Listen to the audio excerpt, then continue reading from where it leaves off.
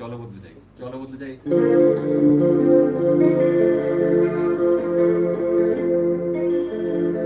এত সুন্দর একটা প্লাকিং, এই যে গানটা কিন্তু খুব, গানের কর্ডে কর্ডের কিছু ভুল আছে, অনেকে অনেকে দেখি যে বাজাতে যে কিছু কিছু জায়গায় যেমন একটা ই মেজর কর্ড আছে, তো ওখানে দু হাতে সরিয়ে দেয়।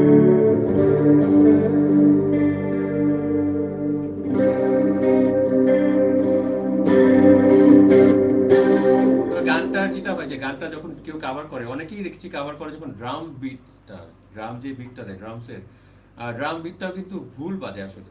ড্রাম বিটটা কিন্তু ডিস টাস টিক টিক টিক টাস এরকম, টিক টিক টাস, কিন্তু সবাই বাজে ডিক টাক টিক টিক টিক টাক এরকম, অনেকে বিট বাজায়। হ্যাঁ, তো এই জিনিসগুলো গানটা কিন্তু একটা গানের গ্রুভটা কি হবে, যে যেই মেইন আর্টিস্টটা যে গানটা গ্রুভটা বানিয়েছে, তো সেই আর্টিস্টটা তো একটা চিন্তা করে গানটা, তার পিছনে একটা স্টোরি আছে, তো সেইভাবে করে গানটা গ্রুপটা বানিয়েছে। তো ওখানে ওই রিফ, ইভেন রিফের মধ্যে কিন্তু কাজ আছে অনেক, রিফিং খুব, গানটা খুব খুব খুব ইজি কর্ডস, হ্যাঁ, কিন্তু কর্ডগুলো যে রিফগুলো বাজানো হয়েছে, রিফগুলোর মধ্যে অনেক ব্যাপার আছে।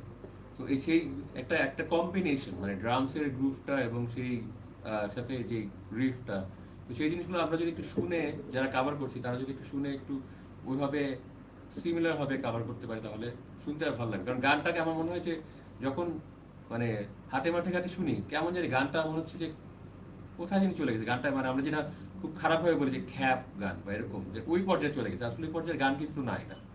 হ্যাঁ, তো চলো বদলে যায় একটা গ্রুপটা অন্যরকম। তো সেই জিনিসটা সবাইকে বলবো, যারা কাভার করছে তারা একটু শুনে ভালোভাবে শুনে কাভার করি, শুনে তুলে ভালোভাবে কাভার করি।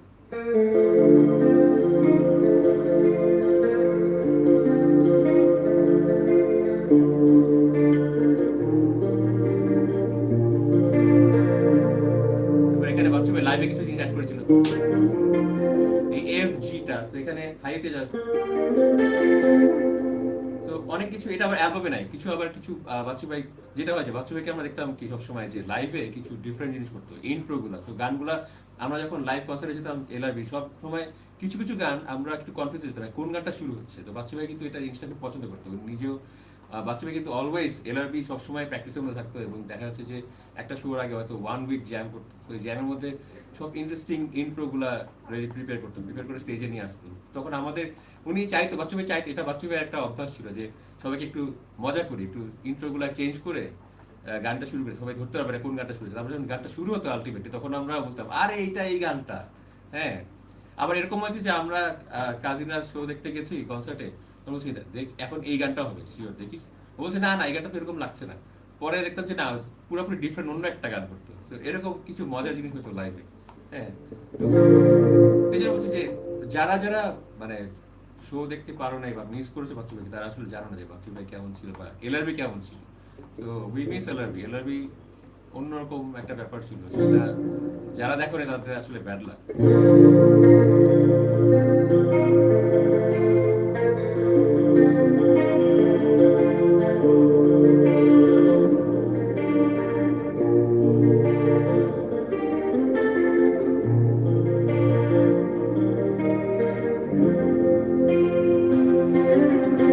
তো এই যে একটা এরকম এরকম একটা স্লাইড কিন্তু আছে আবার।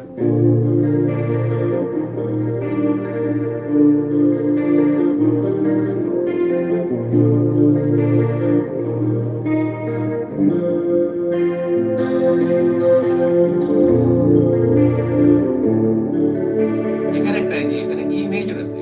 হ্যাঁ, সব কষ্ট লাগে সরিয়ে চলো বদলে যায়। তো এখানে যে ডিসকাশনটা ঢুকে গেল,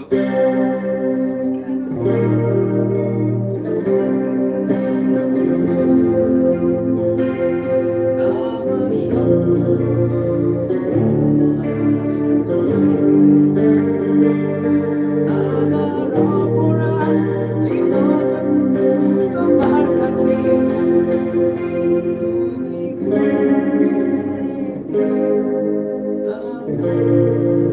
তারপর একটা সিম্পল সোলো, যে সি, সিতে তো সি তো হোক গানে, সি মধ্যে যে স্কেলটা কি সুন্দর।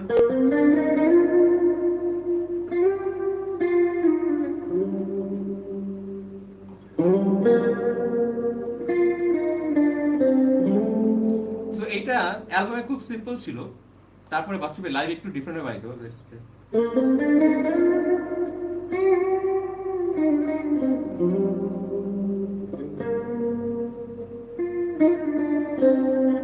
তো লাইভে এটা এই হ্যামারিংটা, এই হ্যামারিংটা দেখতাম।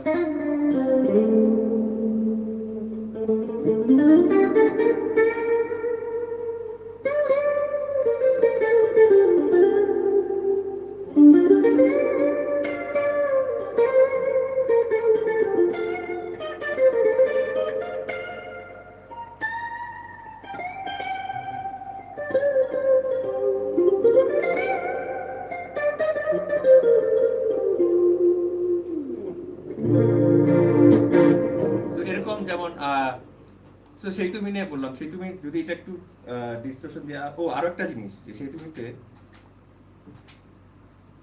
যেমন এই জিনিসটা যদি একটু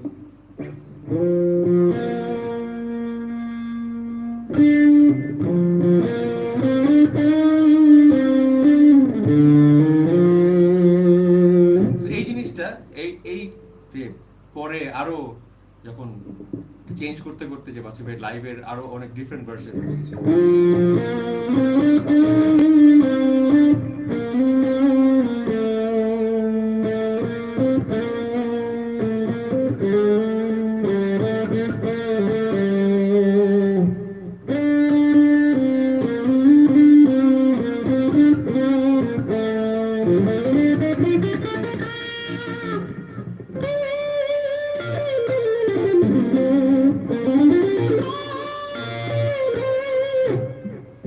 তো আমি আজকে আমার জ্যাকসন এই যে এক্সট্রা নিয়ে বাজাচ্ছি, তো এটা বসে বাজানো খুব টাফ, তারপরেও দেখলাম যে এখানে বসে বাজাতে গেলে